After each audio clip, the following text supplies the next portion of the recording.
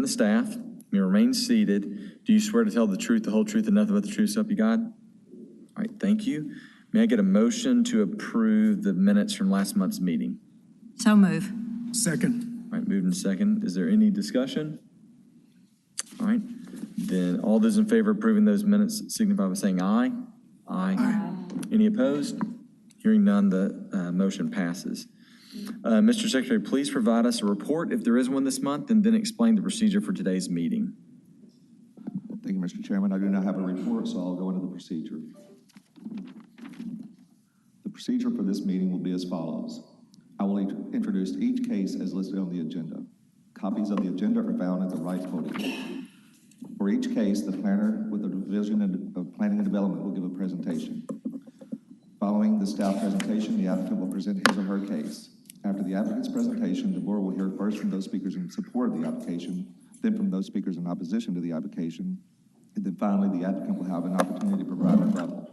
All parties who wish to provide testimony to the board will be sworn in by the chair. If a member of the audience wishes to provide testimony in support of or in opposition to a particular case on today's agenda, he or she will need to fill out speaker's cards for the record.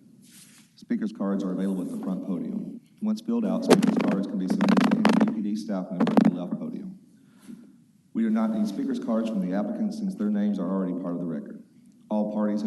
After all parties have been heard, the board will close the public hearing, make a motion, and then deliberate on the case.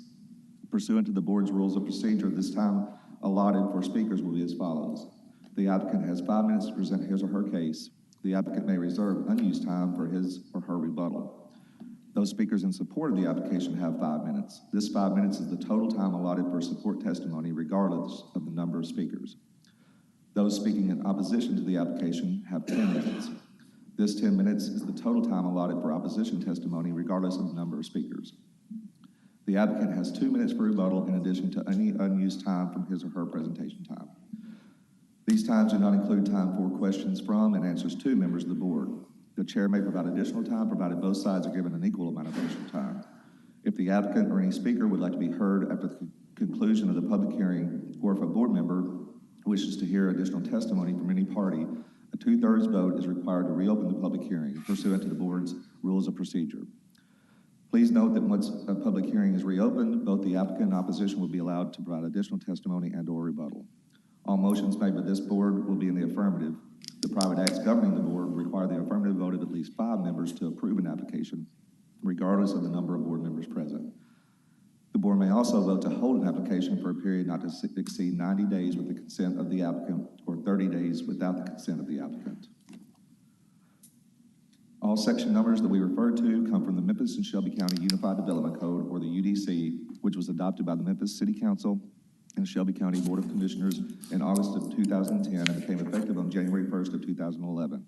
I'll introduce the entire UDC and make it part of today's record, thus dispensing of the reading of individual sections. The board is vested with the power to act on these cases before us today under the provisions of Chapter 9.22 of the UDC. Mr. Chairman, I submit that all cases have been filed in proper order, all applicants have been notified of this hearing, and all notice requirements have been fulfilled as required by the UDC. Thank you, Mr. Secretary. At this point, the board will establish the consent agenda. To establish the consent agenda, the Secretary will call out each eligible case. If any member of the audience, staff, or board member objects to a case being placed on consent, he or she should do so by a show of hands when the Secretary reads that case. Once the consent agenda is established, the board will vote on all cases placed on that agenda as a whole and will not hold individual public hearings on those cases. Mr. Secretary, which items on our agenda are eligible to be placed on consent today? Thank you, Mr. Chairman. The items eligible for consent are item number 1, BOA 23-046975 South McLean Boulevard. Mr. Ragsdale, I'd like to discuss that one. Thank you. Okay, that will be heard. Item number 2, BOA 23-058 1373 Kimball Avenue. Item number 3, BOA 23-059 1682 Valentine Avenue. Item number 4, BOA 23-060 1812 Madison Avenue. Item number 5, BOA 23-062 5167 Poplar Avenue. Item number 6, BOA 23-063 1828 Central Avenue. Item number 7, BOA 23-064 1374 Pebble Creek Lane. Item number 8, BOA 23-065, 1500 South Perkins Road. Item number 9, BOA 23-067, 2350 Clear Park Drive. And I'm sorry, that's not eligible. That's 8, I missed the that. one we're- Mr. Ragsdale, item number 8, I'm sorry, I missed it the first time. Okay, item number 8, so item number 8 will be heard. Item number 10, so item number 9 is not on consent, I apologize. Right. So item number 10 is the next one on consent, or eligible for consent. BOA 23-068, 241 Patterson Street.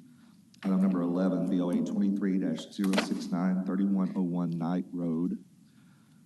Item number 12, BOA 23-071, 1775 Linfield Road. And item number 13, BOA 23-074, 2264 Union Avenue as a 1-month hold. Okay. Very good.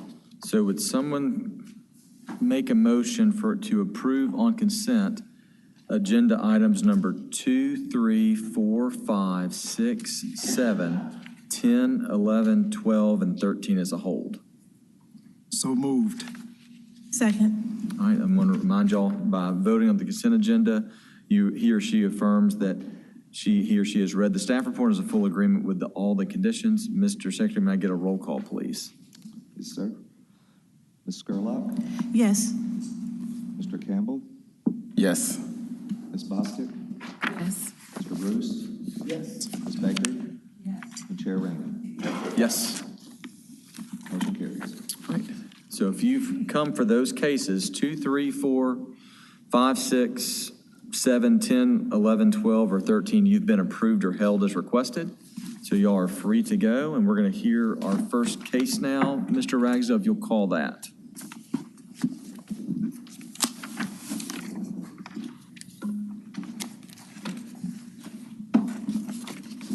Our first case is item number 1, BOA 23-046, 975 South McLean Boulevard.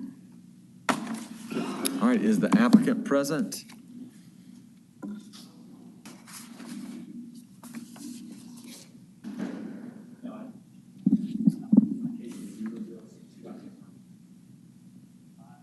Number 5.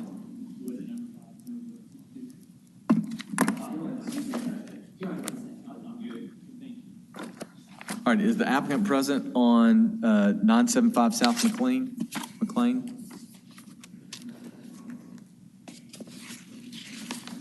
I don't see the applicant. We can try and contact them and see if they're on the way, but we can move to the next one if you'd like. And What were your specific questions? Did you have any specific issues, or would you rather wait till we have the applicant? Well, I guess I was looking at, it does meet the criteria for unusual conditions.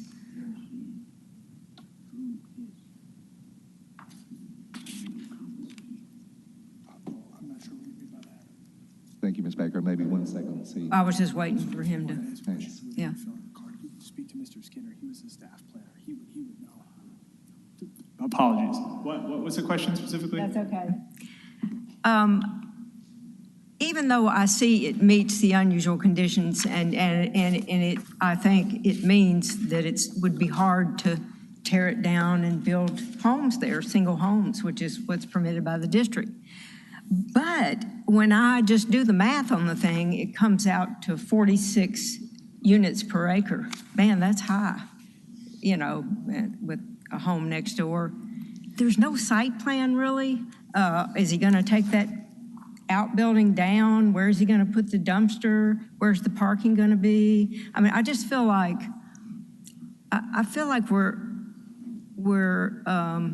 wanting something to happen with that building, and we all do, of course.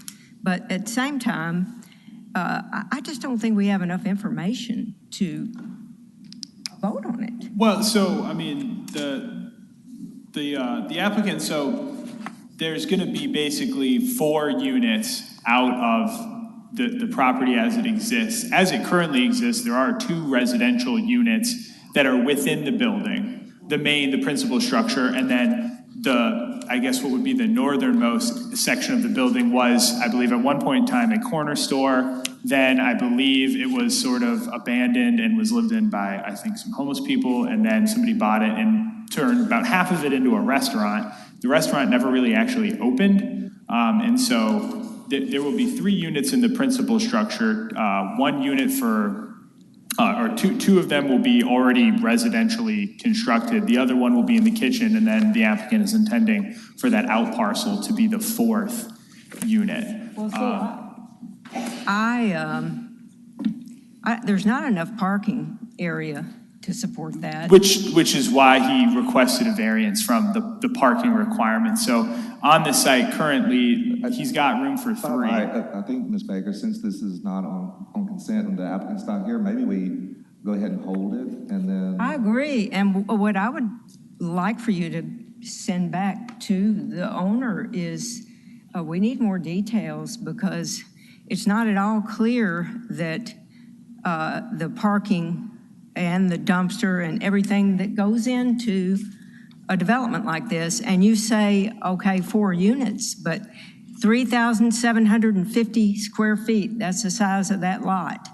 And so all you have to do is do the math, and it's 46 dwelling units per acre. That's what it comes out to. It's high. Yeah, so I think, And so why go to the 4th one in the outbuilding when you really need that for parking and dumpster and all that? And that still saves that big building. I mean, that just makes me more inclined to want to get an actual site plan and think about this one a little bit more. Well, I guess I will. But I believe that it would probably be best just to have a motion to hold. Could we table it just in case they show up? That's a good idea. And then we'll come back to it. Yeah. And I agree with you on the hold, though. That I think that makes sense, but we'll just give them at least through these other cases in case they do show up today. Yeah, no, it's a good. Okay. All right. All right, if you'll call our next case. Yes, item number 8, BOA 23-065, 1500 South Perkins Road. Okay, I see the applicant's present. Is there any opposition here for this case? And I'll go ahead and put on the record, I have, as a real estate attorney, have closed deals, nothing to do with this for the applicant. But like, I don't consider him an ongoing client that I talked to or anything like that, but I just wanted to disclose that, but I'm not recusing myself from this. Okay, if you could give us, Ms. Shelton, a brief staff report. Okay, good afternoon. Teresa Shelton with the Division of Planning and Development, 125 North Main. Okay, sorry about that. I'm a little out of breath, so bear with me. Have before you case BOA 2023-65, Rehoboth Enterprises. Mr. Whitehead will be representing them. It's for 1500 South Perkins. So use variance to allow food truck and seating in the northern parking lot of the former Colonial Cumberland Presbyterian Church at the southeast corner of Quincy and South Perkins. Okay, here's the location map showing the location of this particular site. The vicinity map, if you notice, of course, it is around residential area. The zoning map is a residential R6 zoning. Here's a land use map that shows that, and that particular property indicated by the pink star. And this is just a couple of photos showing the subject property site. Looking from South Perkins, looking northwest, and this is from 2021. Here's the most recent one, 2022, from Quince Road, looking northeast. Kind of site description, the subject property is 1.7292 acre lot parcel, 06605300001C, located at 1500 South Perkins. It's in Parkside Manor, First Edition subdivision, known as Lot 206, and it's in the Residential 6 underlying zoning. The site is a former home of the Colonial Cumberland Presbyterian Church. Its northern parking lot at the southeast corner of Perkins and Quince is the site of the requested variance. The Iglesias Nouveau Direction currently operates from the Mid-South Christian College at 3097 Knight Road. It is renovating the church, Colonial Press, as its new home. Part of the church mission will be providing meals to students, engaging in after-school programs, girls and boys groups, and camps. The proposed food truck court, for which this variance is requested, is an integral part of this mission. The court will contain a single truck operating under the Taka and Ghana's banner. And this is kind of give you a little history of that. Here's a plan that shows the existing condition as it is now. Over to your right, you will see the site plan for the food truck area. However, we did make some minor changes in the condition. Instead of the food truck being here, it will be located over here instead. And here's the site plan, and like I said, we'll be making changes on that, but on the analysis, the applicants for Memphis 3.0, it is consistent according to Memphis 3.0. They're seeking the use variance from table 2.52 to allow the food truck and seating in a residential single-family 6 zoning district. Granting this variance will not cause substantial detriment to the public good, nor will it substantially impair the intent and purpose of the adopted code. Oops, sorry about that. These are the following conditions that are recommended. As you see, pay attention to number 4. Food truck shall be located on the eastern property line, which is what I showed you. We're gonna swap from the seating area and put the food truck there and switch it over. And that concludes my report. I'm here for any questions. Are there any questions of staff? Okay, if the applicant will come forward and give your name and address for the record. Sir, Mr. Chairman, Josh Whitehead with Birch Porter Johnson, 130 North Court, and with me is my client, Greg Diaz, and his son in the back, Aaron Diaz. All right, I'm not going to swear you in since you're in a representative capacity. Would you like to share anything with us about this case? I'm just here to answer any questions the board might have. Okay, are there any questions? I mean, I'm gonna, when we get ready to discuss, then. Okay. I don't think, one thing I saw in the emails was that we could have a condition to just only have one food truck. Is that still a possibility? Yes, sir. Okay, all right. Are there anybody would like any questions for the applicant? All right, I'm gonna move to opposition. Is there any opposition? Seeing none, is there any rebuttal to the opposition? No, sir. Seeing none as well. Okay. All right, then I'm going to see if we could get a motion to approve BOA 2023-65 as conditioned by staff. Move to approve. Second. And seconded. Is there any discussion? Okay. Yeah, Ms. Baker? The reason why I pulled this off is there are several things, really. The first thing is this is a use variance. So use variance, that requires the standard that there's something unusual about this property compared with others in the neighborhood. And I think it meets that test. But because of this, it can't be used for other uses permitted in the district. Well, it's being used right now, and another church is getting ready to move in there. And so I think it would be hard to say that it meets that requirement. I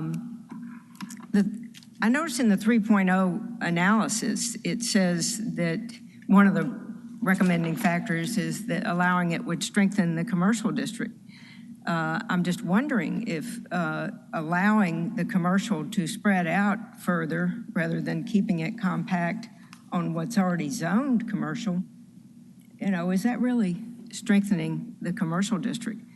And what it will do, I think, maybe, is put pressure on that next house to also come in for a variance. And it might be hard to turn them down if that happened. And so I think sometimes it's best to draw a zoning line down the middle of the street. We don't like doing that. We like to draw them at especially the back property lines or even the side, but not down the middle of the street. But sometimes in an unusual situation that you have like this, you have to do it. So I guess in the end, not thinking I'm going to prevail on this at all, but wanted to express my thoughts on it since, you know, we vote on it in consent. But I would like to at least have the board consider whether we want to put some kind of time limit on this, or do we want to just have it out there approved forever in this kind of commercial use, jumping over onto the residential side, and maybe putting pressure on, you know, it stripping out, going on down the street. And anyway, that's it. Thank you. Do you have a time limit you would suggest, or you just want to even fill out the board for that first? Not more than 5. I had read it. My only question was concerned at first when reading it was that it may be inconsistent with the community's long-range general plan. However, I am familiar with that corner specifically because directly across the street is the old McDonald's that had the last walk-up window, and then McDonald's moved across the street, and there's a Barber's Dancewear, and it's the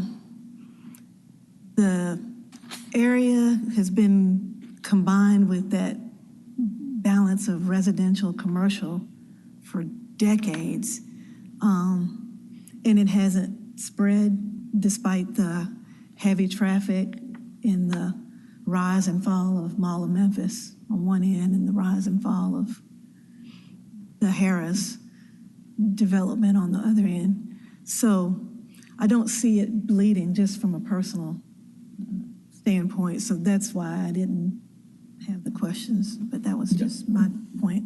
Okay. Other comments? I wonder if, I hear you, that maybe we ought to put a restriction, a limit on how long it lasts. I wonder if that'll be okay with the applicant. If we put, I'll just look for a nod. If we put a 5-year sunset on it, would that be appropriate or allowed by the applicant? Yes, sir. Okay. All right, so I would suggest that we amend or add the following 2 conditions to this. One is that only one food truck will be allowed on the eastern side, you know, or just in general. And then number 2, that this variance will last for a period of 5 years. Is there any Yeah, that works. objection to those being added? Seeing none. Any other discussion? All right. Yeah. I was going to. Thank you. Yeah. If you'll give us a roll call vote, please, Mr. Ragsdale. Yes, sir. Ms. Baker? Yes. Ms. Bostic? Yes. Mr. Campbell? Yes. Ms. Gerlach? Yes. Mr. Bruce? Yes, with the 2 added conditions. Chair Rainey? Yes, I find that the standards for variance in section 9.24.6 of the UC are being met, and the case will not be unduly detrimental to other properties in the vicinity. Motion carries. All right, thank you all. Thank you. Thanks. Mr. Ragsdale, if you'll call our next case. BOA 2023-0067, 2350 Clear Park Drive. All right, is the applicant present? And is there any opposition here to this case? Yes, okay. All right, thank you. All right, Mr. Davis, if you can give us a staff report, please. Absolutely. All right, good afternoon, everyone. Brett Davis with the Division of Planning and Development. This is case BOA 23-67 regarding 2350 Clear Park Drive. Some general information. The owner by deed is MSE SUB 1 LLC. The applicant today is Ms. Stokes, represented by Mr. Renner. Ultimately, Ms. Stokes is hoping to open up a form of daycare center here, a child care center that would be capped at 12 children at any given time. So we have, in general, 2 different types of daycare in the use chart. So 5 to 12, and then 13 plus. So this is a request for the proposal is associated with a request for a 5 to 12 children daycare. Earlier today, I did do a zoning review on a certificate of occupancy request at the site for a 1 to 4 child daycare use as a home occupation, which would be allowed by right in any house in our jurisdiction. So that has been tentatively approved from the zoning perspective earlier today, but Ms. Stokes is still pursuing that 5 to 12 allowance. To do that in the R10 district in which this lot is located requires a special use permit approvable in this location by the Memphis City Council. However, this use in this location is not eligible to even apply for a special use permit because of certain standards we have associated with this use, which state that the use must be located on a collector, an arterial, a local street that serves only non-residential uses or non-residential zoning districts, or a local street within 150 feet of an arterial. So this site, which we'll see in some maps in a moment, doesn't meet it. It's on a local street that serves exclusively residential streets and is well over 150 feet from an arterial. So Ms. Stokes has requested a variance from that standard as a predecessor to the special use permit application, which has already been filed as well. There is also a standard for all non-residential uses in single-family zoning districts of a 20,000 square foot minimum lot size. So we added that on as a variance as well. This lot is just over 10,000 square feet. The lot is located in Fraser within that pink circle on the map. Here's the lot, lot 194, in the Section C of Grandview Heights subdivision, dated to 1966. A vicinity map showing all property owners that received notice of today's hearing. We mailed 82 notices, no letters were received for inclusion in the staff report. Just a satellite photo of the site. As you can see, it's all single-family residential zoning. Zoom out a little bit, land use, it's all single-family residential uses. Photograph of the house, and looking west down Clear Park Drive. Here is the survey. So there is a drop in the backyard, and the fence sort of cuts a swath through that backyard. So there is a substantial buffer to the north and east. And the applicant has proposed additional landscaping along the west, as well as some playground equipment in the backyard. No additional drop-off area has been proposed besides the existing driveway. So just to recap, we have those 2 standards associated with this use that variances have been requested from. There's a sister SUP application that would go before the LUCB and then City Council if this were approved. If this variance were rejected, the applicant could theoretically up the SUP to a PD application, which would be approvable by the City Council as well.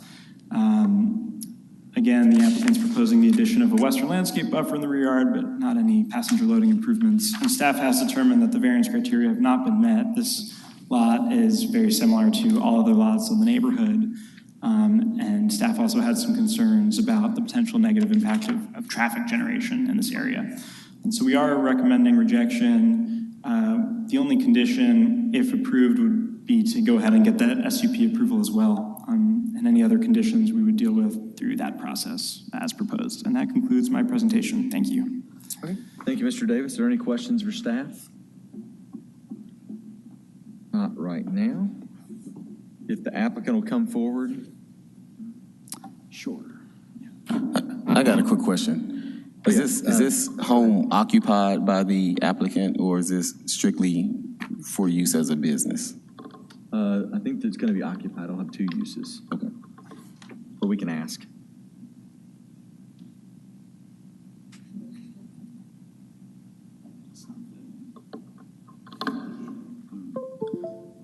The applicant, to answer your question, does intend to live on site and operate the business, both within the house. Okay.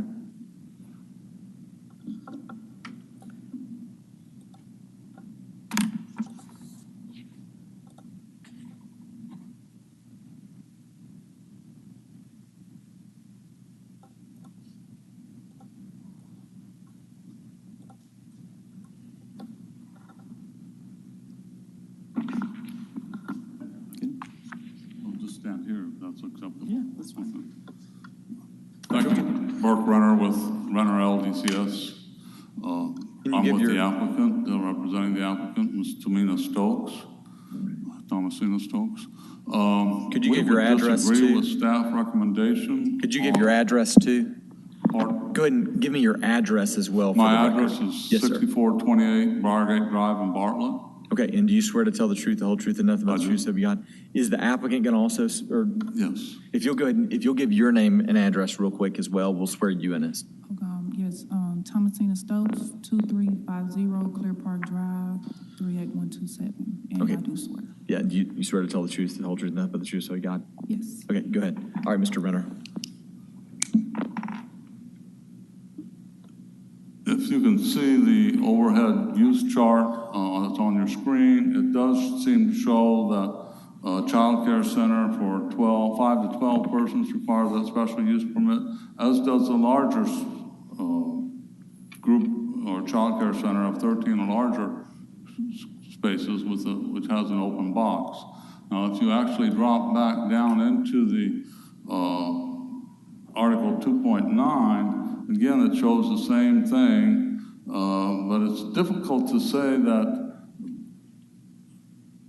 a group child care center is the principal use here if in fact it needs to be owner occupied. Now, that particular standard is not in the code itself, but that's a general understanding that there is a long-term residency occurring in the property itself, and it's not just a commercial use itself, but more of an accessory use, and we would certainly argue that that's what we're talking about here, is an accessory use of childcare for 5 to 12 children. If you look at the actual residential character, use standards, again, there's nothing here that specifically says that it's a special use permit per se, that childcare is permitted this way, but we would say that that really needs to be a future amendment possibly considered by the city council. If you look at the question for civic use standards, the standard for the 20,000 square feet is only applicable under B3. The minimum child care center area is at 20,000 square feet. It does not apply to the group daycare home of 5 to 12 children. So we think that variance is not necessarily applicable, even though general non-residential uses in that district would require 20,000 square feet. But because of the fact that we've got it specifically listed here under the civic use standards, we don't feel that that's applicable. Okay. Secondarily, they're concerned about traffic. We feel that 48 children, we would typically equate that to be a trip in the morning, a trip in the afternoon, that drop your child off in the morning and pick up your child in the afternoon. That's 2 trips per day times 12 is 24. So you might have a total of 48 trips, but more often than not, that number will not be realized in that particular neighborhood. It will possibly add maybe 2/3 of that overall number. The street itself, a minor residential street, has a capacity of 5,000 trips per day in each direction. We're talking about possibly going to Whitney, which is at the top of the screen here, and coming down Wingate, and then extending back over to Clear Park. we feel that because of the fact that we might have siblings in the car, that would reduce the number of overall trips, as well as the fact that children may be ill or going on family vacations, that possibly would reduce that number as well. So an order of 30 trips possibly per day. And if you look on your left and right side of the screen, all that property is wooded. Conceivably by right in a residential district, you could pop in a school, what have you, which would result in a much larger overall daily traffic number than what we were talking about, 3 houses possibly adding to the neighborhood. So we feel based on that, those two reasons, that if you look at the overall property again from the staff report, you will see that the site plan itself, there is a fence that is on the back part of that lot that basically cuts the lot in half. There is a significant drop-off of 10 feet or more on the back side of that lot, running around to the east side of that lot, which makes it substantially unusable for a residential purpose. We have petitions, which Ms. Stokes will be glad to hand out from the neighborhood. I'll let her speak a little bit to that effect, and I'll reserve the rest of our time in rebuttal. Thank you. Okay. Ms. Stokes, would you like to share with us? Yes.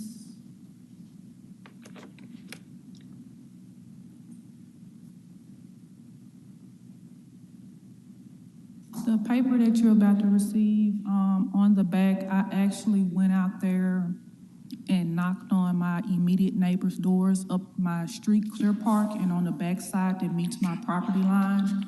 All of them was happy to see that I'm trying to bring something actually positive into the neighborhood, and they had no type of objections to it.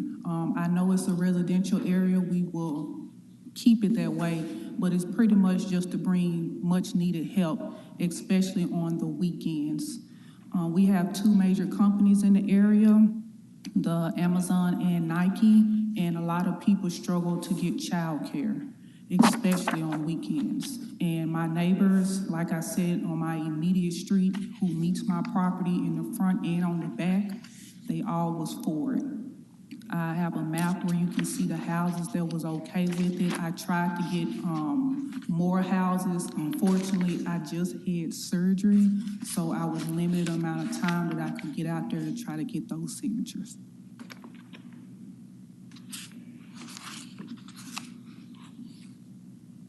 Hey, are there any questions for Ms. Stokes? I have a question for you. Yeah, go for it. Mr. Renner, I'm pretty sure that I heard you point to something. Wait a minute. Sorry, I didn't have my microphone on. I think you pointed to something about the particular site that you indicated made it unusable for a residential purpose. Did you say that in your presentation? I thought I heard that. Right. I think she's talking about the backside. Right. So there is a significant drop-off that we do not intend to utilize at all because it's fenced off. But it doesn't make the property unusable for residential. Yeah, and if you look at that neighborhood, the overall topography, it is extensively hilly up in that area of Fraser. Okay. Yeah, I got it. Thank you. Any other questions of the applicant? Yes, ma'am. What age range are you trying to keep at the property? It'll pretty much be 6 weeks up to 5 years of age. 6 weeks up to 5 weeks? 5 years. 5 years? Okay. And you said 5 to 12? Up to 12 kids total. That's the max I'll be able to have.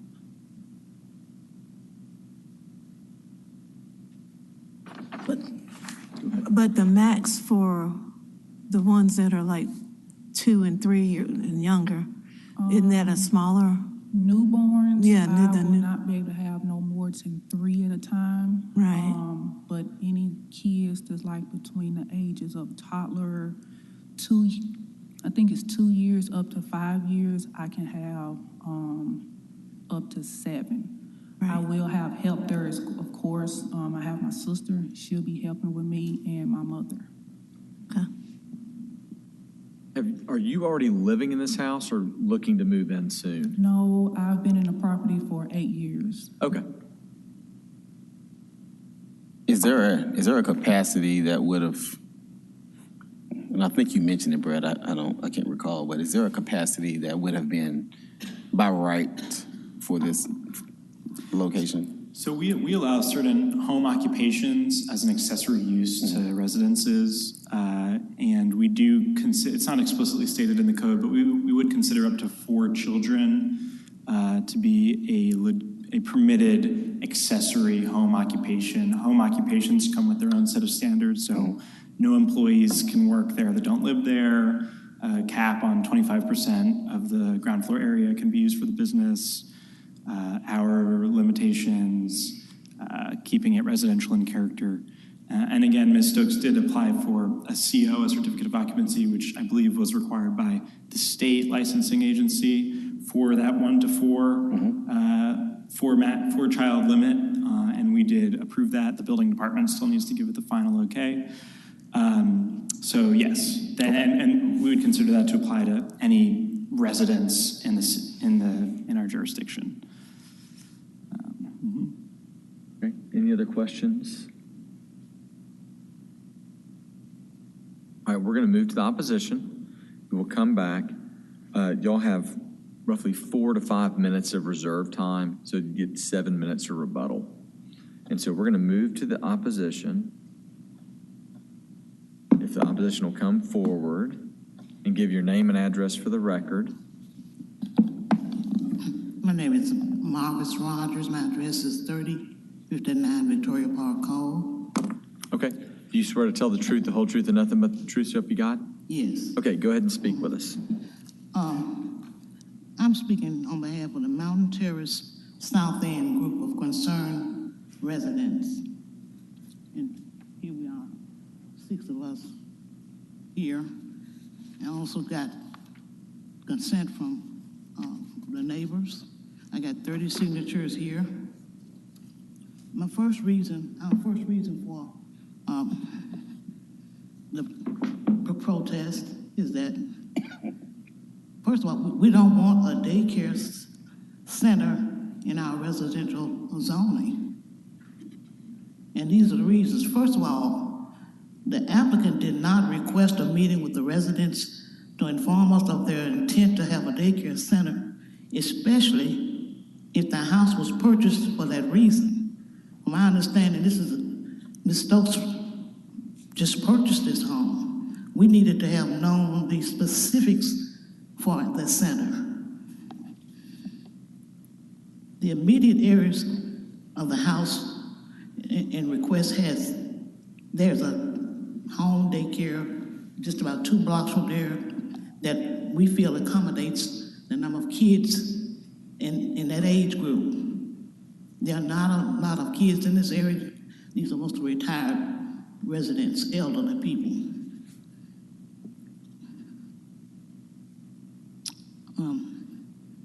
There's the possibility of increased traffic and noise. These properties are not large properties, and I think the 20,000 square foot guideline needs to be observed, because there's definitely going to be a noise factor. So the next reason is the potential decrease in our property values. The center that size with 12 kids, and there's probably a lot of toys, and you got your colors, and there's a potential for signs. We don't want to change what our neighborhood looks like. And if we waive the standards for this applicant, we might as well open up the gates for other requests to waive standards. And last but not least, we have a major concern that there seems to be a pattern of agencies and individuals bringing services and businesses to Fraser community without considering, without conferring with the residents. We want to disrupt that pattern. All right, hold on one second. Are there any questions for the opposition here? Can we confirm, because you mentioned the house was purchased strictly for the use of a daycare, but what was the amount of time that she's already been living at the house again? 8 years. 8 years, right? Yeah. Okay. Okay, you're good. You're good. Thank you. Is there anybody else here to We speak? learned, may I say this? Yeah. We learned that the house was purchased recently. Okay. Are you Mr. Rogers? You'll give your name and address for the record? My name, excuse me, my name is James Hitson. Okay. I live at 2889 Palm Street, which is about 100 feet from this proposed site. Okay. Do you swear to tell the truth, nothing but the truth, so help you God? Yes, I do. All right, go ahead, Mr. Dixon. Okay. I've lived in this neighborhood for over 26 years. And like the other lady said, it's a community of retired or elderly people. And I'm opposed to this proposed daycare center because it is located in a single-family residential district. The majority of the residents are senior citizens.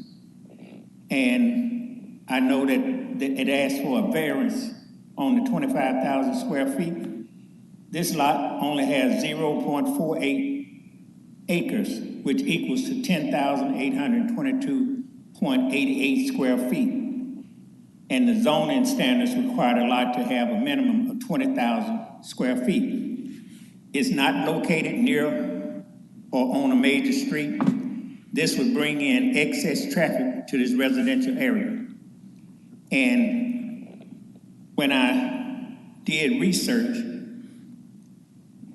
to the tax assessor's office, it said that this is rental property owned by an out-of-town company, MSE Sub LLC, in Newport Beach, California, located at 1303 Avocado Avenue, Suite 200, excuse me, which is a company that lists LLCs that's licensed out of Delaware. And at no time has anybody in the neighborhood contacted me. And I don't know where the neighbors in the neighborhood agreed to have a daycare center because no one contacted me. And as far as Nike and Amazon, they're miles away from this residential area. So this does not apply, and I ask that this proposal not go forward. Thank you. Okay. Are there any questions for Mr. Dixon? All right. Hearing none. Is there anybody else that wanted to speak in opposition? Okay. If you'll come forward and give your name and address for the record, we got a little more time.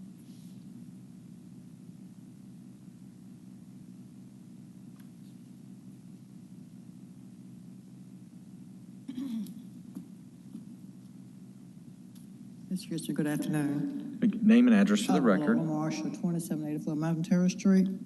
Okay. Right down the street from where she's trying to locate. Okay. Do you swear to tell the truth, the whole truth, and nothing but the I truth do. that we got? Okay. Go ahead, ma'am. Thank you. Okay, we're with, like I said, Mountain Terrace South End Neighborhood Watch.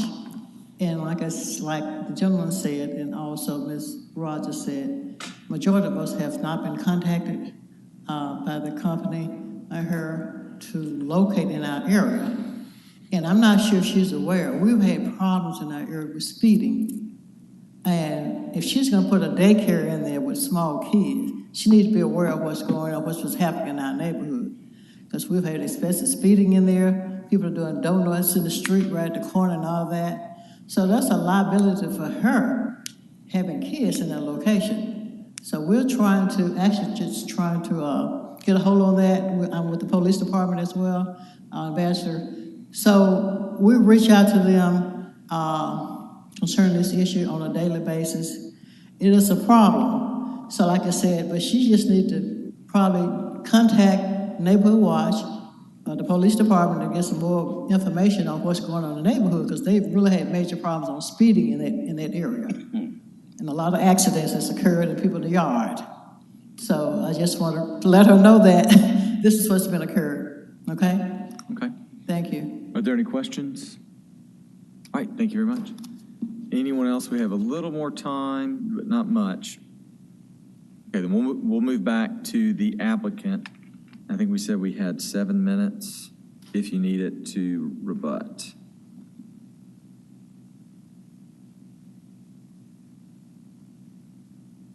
Yeah, go ahead, Mr. Renner. I guess I would like to reiterate that we would like to go ahead and get this variance approved from the board and still have the opportunity to meet with the neighborhood at a neighborhood meeting in a week on the 30th at the Fraser Library, which we were sending notice out. In that case, then, the Land Use Control Board would make a separate recommendation to the city council on whether or not the group child care home could be approved. Right now, all we're asking for is the variance itself to the distance to be either located more than 150 feet from a collector or an arterial roadway. You'll notice Mountain Terrace is approximately 300 feet from the site itself. That's that north-south street that runs all the way down to James. Again, as I spoke, the other route that's optionable is up to Winston, going over to Clear Park. That's about 1,400 feet, but we feel in any case that we will not be putting up a significant amount of traffic with these additional 12 children, as I spoke earlier. So we would appreciate a yes vote today so we can address the neighborhood's concerns at the neighborhood meeting and possibly resolve those with the Land Use Control Board and subsequently City Council. Thank you. Okay. Any questions or comments? Yeah, go ahead, Portia. Ms. Stokes, you say you've been residing there for 8 years, correct? Yes, ma'am. But have you been residing as a renter or? No, so after the housing market crash, I'm sure everybody's aware of the stuff that went on. It was a company that came in the city and offered special programs to Fraser, Hickory Hill, Raleigh, and Millington. It's a company they own, they're my mortgage company, and it's not a rental property. I have the paperwork, if you want to see where I signed off for the house. I pay the taxes on it, the house belongs to me. But I've been there for 8 years. I just finished renovating the house during the pandemic, so yes, I've been there. Actually, the signatures that I provided you was from my neighbors on Clear Park, from the beginning to the end of the street, and if they was at home on the backside off of Maplehurst and Palm, if they opened the door, I went by and knocked on everyone's door to get signatures and to ask permission if it was okay with them. And everyone that was there signed off on it. They also provided you their phone number and address if you needed more proof as well. Can I ask a follow-up question? Yes, absolutely. So just help me understand this ownership issue. So you're saying you bought the house 8 years ago? I'm buying the house. The mortgage company is based in California. Okay, you bought it in, so so it's owned in your name? Yes. Okay, and then help me understand, what was this company that came in? How does? They was offering a special program like with the Fraser development area over there off of Watkins. They buy homes that's been abandoned, fix them up, and they try to allow people to buy homes that's more affordable to help bring up the neighborhood. The house had been abandoned for years, and the company came in and purchased it.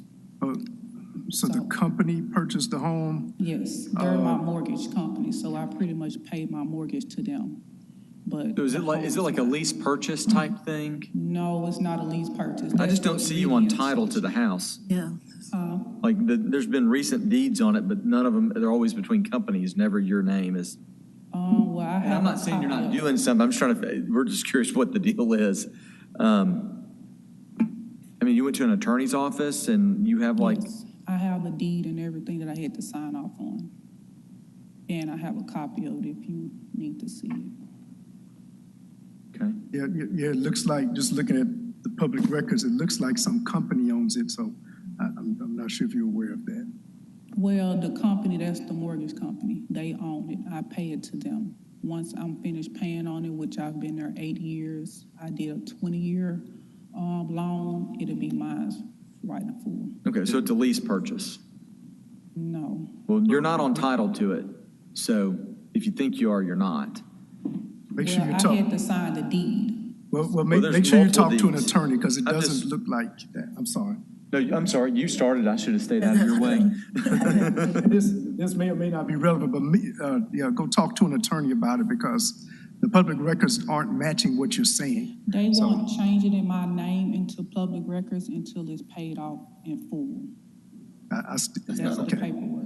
Okay, I still recommend you talk to an attorney just to make sure, but okay, gotcha. But you've been there you've lived in that house for 8 years? 8 years. Okay, And everyone that's around me, they know me. My immediate neighbors on the street.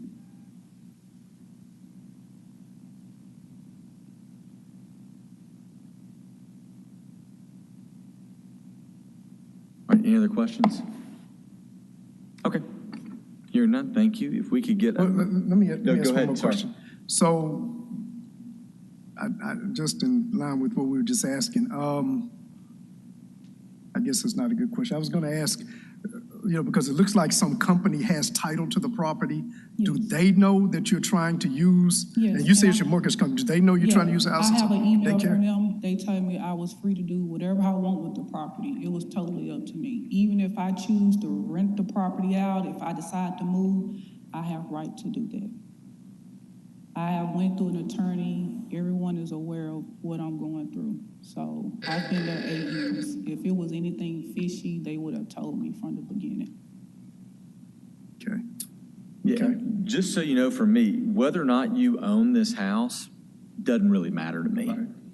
I'm just, was looking at it just like, it's not the typical transaction that's happening. I just wanted to make sure, there's just so much fraud these days. I'm more thinking about you, not about the case and Yeah, asking those my questions. attorney, her name is Ursula Woods.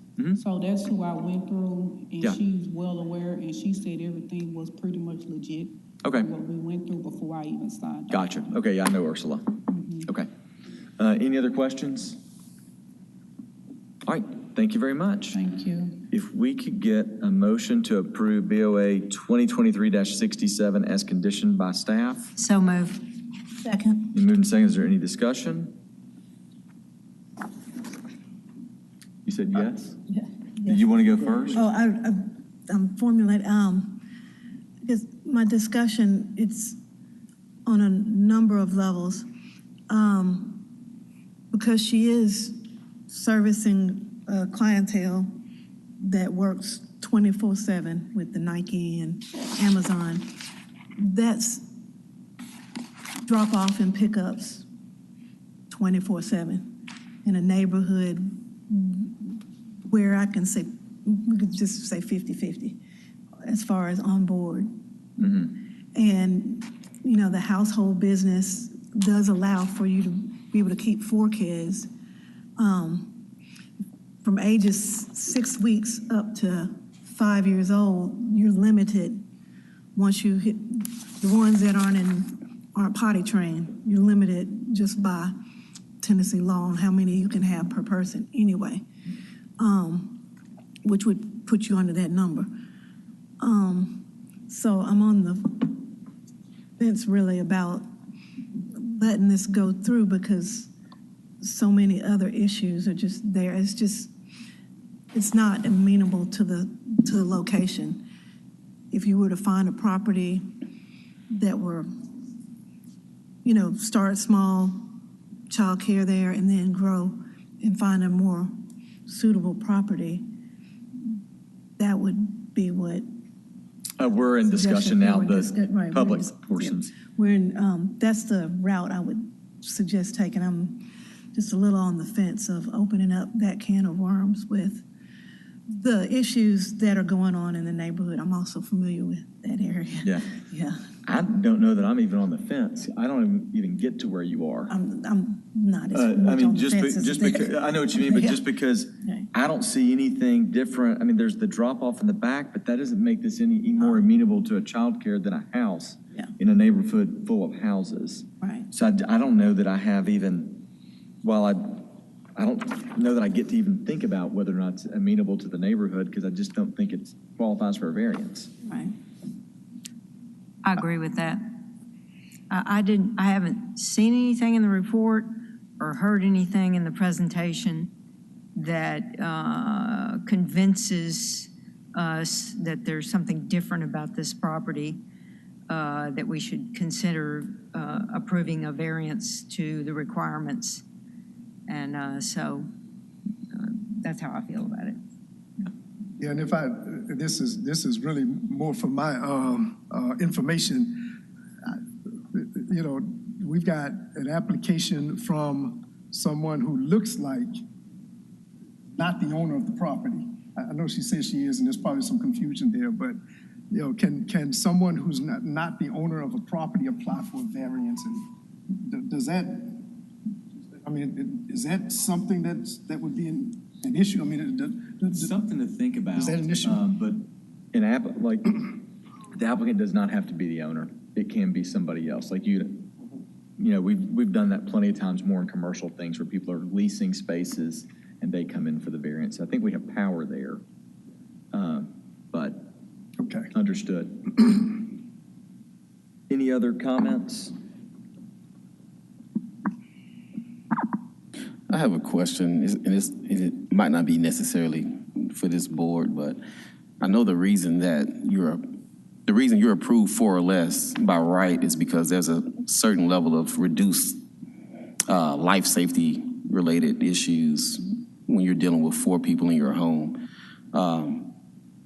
My question is, when that capacity increases to 5 to 12, and I know we're still talking about group home, is there a certain level of life safety things that have to be put in place? And I should know this since I'm an architect that worked on daycares, but you know, I know for daycare centers, you know, there's addressable fire alarm systems because you are now moving to a business versus a traditional home daycare center. So just curious if those things will come into play, and it doesn't affect our approval or not, but it's something to just be aware of if there are some other things that would be required from the Tennessee I would imagine state licensure is gonna would be all involved. And oftentimes clients don't realize that until they go down that path and realize now it's $50,000 of stuff they have to add to make it a business for children. That's the reason home daycares with the limited capacity are so easy to do, because you don't need all those things.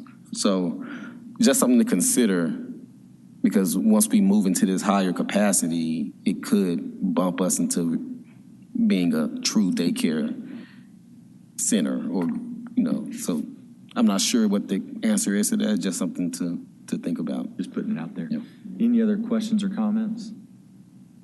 I will say, I don't know if this is going to pass, but it does sound like there is relief if the applicant wants it through doing a PD and getting that approved by council and LUCB. So this isn't necessarily the end of the road for them. So good luck with the neighbors and y'all to figure it out if it doesn't pass here. Mr. Ragsdale, will you give us a roll call, please? Yes, sir. Ms. Baker? No. Mr. Campbell? No. Bruce? No. Ms. Bostic? No. Gerlach? No. Chair Rayner? No, I find the standards for variances in section 9.226 of the UDC are not being met in this case, and will be, this use will be unduly detrimental to other properties in the vicinity. Motion All right, fails. motion fails. All right. Let's see. Mr. Thomas, did the applicant they never showed up? Oh, he's here. Okay, good. All right, then we'll be back to agenda item number 1.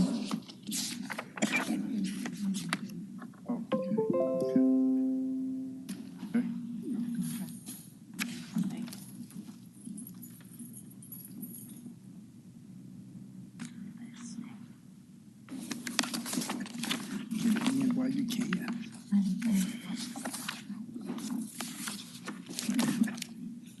If the applicant will go ahead and come forward, why don't you go ahead and give your name and address for the record, if you could? Atmar Matthews, 122 North Mendenhall Road. Okay, do you swear to tell the truth, the whole truth, and nothing but the truth, so help you God? I do. Okay, just so you know, while you weren't here, there was talk from the board of wanting to actually see like an actual site plan showing units, parking, trash, stuff like that. Is that something you could provide for us? You asking for what again? Like an actual, like we have a survey of the property. Right. We'd like to see it. Some of us like to see a site plan that shows, well, this is where this unit is. It's got this many beds. This is where the parking would be. This is, where the dumpster is. Yeah. Do you have any of that drawn up yet? Not yet at the moment because we're awaiting approval to see if we can actually get the multifamily up. So, that's another investment in itself. But I have architects in the works of getting that drawn out for you. So pretty much as it is laid out now, the property itself, nothing will change about it. It's separated north and south side. The north side was used as a grocery store at the time, and the left side was a residential. The property actually began as a multifamily, zone as multifamily. Then it was rezoned to single family, in which you had the store on one side and you had the living residential on the left side, south side. And so we're just asking to rezone it back to multifamily because it's convenient. You don't have to turn your walls down or anything. That is already laid out as the way it should. So, so the south side, is that where the 2 units are, or is it the north side with the 2 units? Because there's 3 total units right in the main structure. So you have the south side and the north side, and then you have a rear building. It's probably under 800 square feet, but it has a bathroom and a kitchen space already within it, and we just wanted to bring everything up to date. Okay, so we got the building in the back. That's one. Yeah. And then we have a north and south side, but one of the north or south should have 2 units to equal 4 total units. 2 stories, though, isn't it? Is it an upstairs, downstairs? Yeah, both of them. They both have an upstairs, but the left side that was already residential, that would be 1 unit itself. Okay. The right side is at the bottom. You have like a loft area, and then upstairs you can actually put another unit if you wanted to upstairs. Okay. And then you have the rear building. That helps. So, that was my question. And then is there going to be any on-site parking? Yes, you have parking between the rear and the main house. You could possibly fit 3 cars within it. Just have to take the little gate down that's blocking the driveway. But that wouldn't be an issue to get 3 cars. You have parking in the front of the house. It's between the bike lanes and the main road. And you can fit 2 cars on the front. That would be on the South McLean. And you could possibly just park on the side of Felix. Felix is just the side of the north side of the building. And that should be enough parking, need be. How many bedrooms? So on that south side, the residential that's already there, it will be 2 bedrooms. Okay. The downstairs is just a living room space and a kitchen and a bathroom. Okay. And then you'll have like just a patio where they go out back in the backyard. Okay. The north side, you do have, that was the restaurant. That first main floor is just open space. It has a bathroom within it, so you'll have to convert make it a full bathroom because it's a restroom.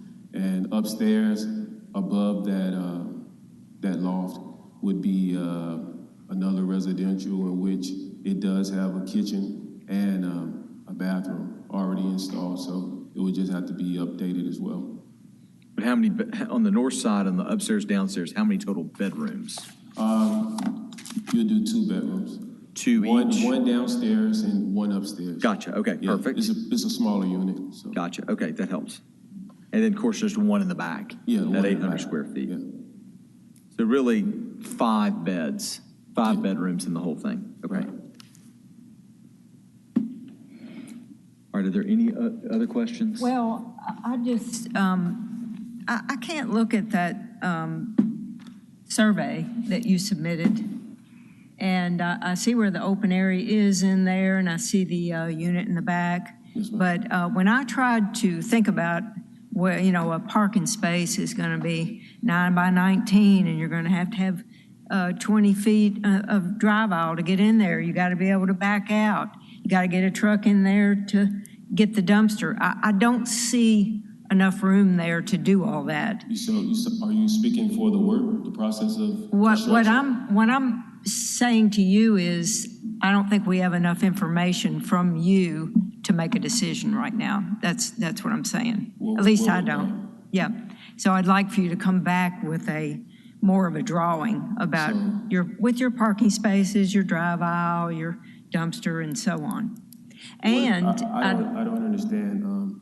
Excuse me? You're talking about a dumpsters just in case we got construction going? Is that what you're referring to? How are the residents getting rid of their own trash?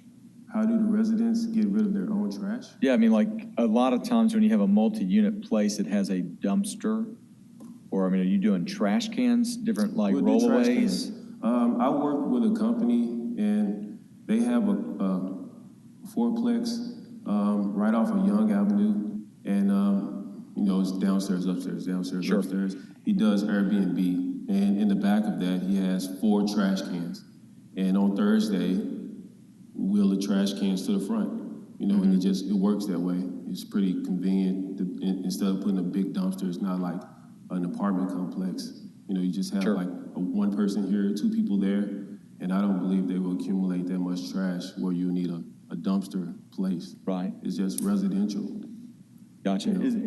a lot of times, those kinds of situations are grandfathered. So it doesn't necessarily mean that you'll be able to do it here. But I see Brett wanting to jump in here.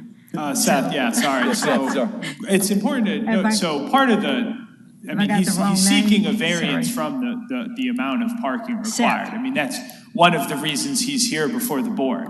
So I understand, sort of the concern over parking, but I mean, given the street parking availability along McLean and along Felix and having 2 parking spaces, I think the way the site's currently laid out, that was the applicant's intention, right? And given the amount of density he's looking for, a parking requirement would be required. So that's why I guess he's sort of here before the board. Now, of course, if the board thinks that maybe that doesn't qualify for an undue hardship and that he needs to have the 6 parking spots that would be required per the Unified Development Code, then I suppose that's something else. But I mean, that's part of the application is the variance from the required amount of parking spots. Okay, I got a question. I understand that. So with this, you mentioned 6 parking spots. So under the code, would he need 6 parking spots, like actually on the site, not counting street parking? So we allow for a certain amount of parking to be put to the street. Sure. And like, I think it would be like you're more or less allowed 2. I mean, I think Brett's got the Unified Development Code. He can look to that. So, he's got enough space, at least from the curb cut, to at least get 2 cars into that space in between there, which would leave him 4 short of the Unified Development Code requirements. And then if you add, let's say I think it's like a 10% reduction or something like that for required street parking, Brett can look it up. But I mean, either way, even with those reductions, or like, and I, did the calculation, you get a certain amount of percentage for being close to a bus stop, but unfortunately he's too far north from sort of the commercial, that's long further south by Lamar, that would give him that reduction for parking in terms of bus stops. But, even with reductions in the parking requirements for street, he would still need probably a variance from 1 or 2 of the required parking spots. I don't have any objection to any of the existing conditions insofar as the setbacks and all of that. And I don't even mind looking at a parking variance. What I'm saying to you is we don't have enough information before us right now to know how much parking he can get on that site. Because I don't see enough room back there between the principal building and that building on the back to get in there, have a parking space, back out, go out by forward motion, all of those things that are required for parking. I don't think there's enough room to do that. And so all I'm saying is I just want you to come in and show us how that works. And I would even say to you, do you really need that 4th unit on the back? Because that frees up a lot of space so that you can make this project work and, make it less of a burden on the neighbors and so on. Because parking on McLean, I don't think is all that good of an idea. It's pretty narrow, heavily traveled. I'm very familiar with the location. On Felix, yeah, you could park, but I suspect there's a lot of street parking there already. Yeah. And so that's all I'm asking is for us to be provided enough information so that we understand what we're approving. Right now, I don't think we know. McLean does have a bike lane and a parking lane in front of the house. Yeah. It's narrow and busy. Well, it's busy some parts of the day for sure, but Excuse me? I said it is busy some parts of the day for sure. Around the noon time, probably all the way till 5 o'clock. But there is 2 spaces in front of the house where you can park though. It's given, and then there's a house that was just built on the south side of the residential part, and it hasn't been sold yet, but it's 2 parking spots in front of that house. And that's the only place you can park for the houses on down on that south side of McLean. You have to park in front of the house. There's no back way entrance or anything. So those 2 parking spots are given in front of my residence. So, and then on Felix, you will be using 1 spot on the outside of that outhouse, that back house, right in front of the doorway. I mean, it's on down Felix. It's not right there in the corner, so it wouldn't block anybody. Then in the backside, if you want me to give you the square footage or whatever it may be for the cars to park, I can go back to the drawing boards, but you do have enough space for 2 to 3 vehicles, depending on the size. If it's small cars, then yes. If it's trucks, then probably just 2 trucks or whatever it may be. But Can we go in discussion? So are you thinking 2 cars on McLean, potentially? 2 cars on Felix? No, 1 car on Felix. 1 car on right Felix. In front of the back unit, because it's only 700 square footage, so you only have 1 person staying in that. We'll just rent it out to a single person, probably a college student or whatever it may be, and they can use that back house for that purpose. And then you have the front of the house, McLean, you have 2 parking spots, and between the back and the front of the house, you have 2 to 3 parking spots. It just depends on who rents it out. How challenging would it be? And I don't necessarily have a problem with it. I think the part of the variance is knowing that whoever rents this space will understand the restrictions they have on parking. And, street parking is not uncommon there. So even if they have to park further down, they understand that before they sign a lease. But knowing that, how hard would it be for you to obtain kind of a very preliminary, high-level site plan, or just site plan showing your proposed, mainly, I guess, between the buildings? You just want the space, just square footage to see? Because I think we've kind of squashed the idea of needing the dumpster per se, based on your point mentioning about the individual trash cans. But, to her concern, understanding how parking fits between those two buildings, is that something that you can readily, provide, without incurring a lot of time and cost on it to get done? I can surely work on it, so I'll get you you say a site plan, right? Yeah, just if you're looking at it from a bird's eye looking down, just to see where your proposed cars will be. Do you have with that picture, it doesn't justify it enough? That is a driveway right there, but I can go back to the drawing boards, like to the right where it's cut off at. That's a driveway where you're able to park and you can kind of gauge the space between the two buildings there. I know you can get more than one car in there. Yeah. But if that doesn't justify it, then I'll do what I have to do. Well, I mean, I'm just trying to I want to give you what help you get need. the information just to make the board, appease the board for whatever they need to. I think you'd want to make it talk to final. an architect and have him draw the spaces in there, because he understand, or an engineer, Or a because they planner, understand yeah. how a car can get in and get out, as opposed to just like a box with a car. Like they understand like the Spatial physics and spatial, to see, because typically you're supposed to be able to get in and then exit front ways. And there's not a lot of room to turn around there. At most, that is 30 feet deep, and then it's less than that wide. So what I was proposing, you see where that gate is right there? We were going to remove that gate and make the driveway a lot wider so cars can drive forward and reverse back.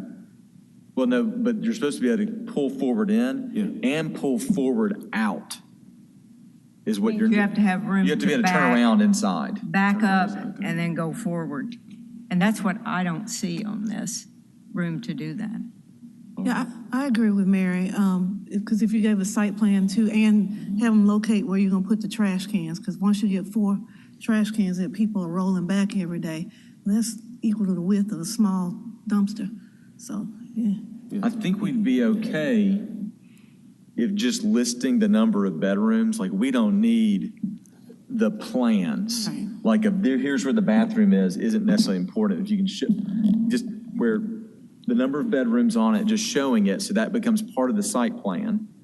And then how vehicles can go in and where trash is stored would probably get us where we need to be. Yeah.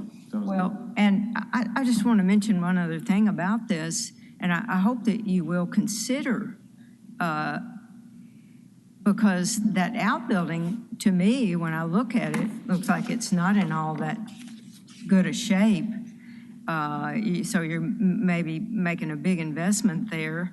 And without that structure being there, it opens up, the property just works a whole lot better. You have access from the alley. Yeah. Then you can go out by forward motion. You're just in a lot better I would condition. definitely take that in consideration, but that back house is real cozy. It's cozy. It's made. It's pretty well made on the inside. But I understand this, but and I said this earlier, but if you do the math on this, what you're asking for gets to 46 dwelling units per acre. That's a lot, because it's less than 4,000 square feet. This lot is, and you're going to have 4 units on it, and so you multiply that times 11, and you get the level of density that you're asking for here. And I get it for the main structure, the historic building, but I'm not sure I get it for that back building. So. Okay, any other questions of the applicant? All right, so what I think we're going to do, just so you know, is I think we're going to vote to hold the case, and then come back in a month with a little more information for us. I appreciate it. Okay. Thank All you. right. Is there a motion to hold BOA 23-46? Motion to hold this case till next month.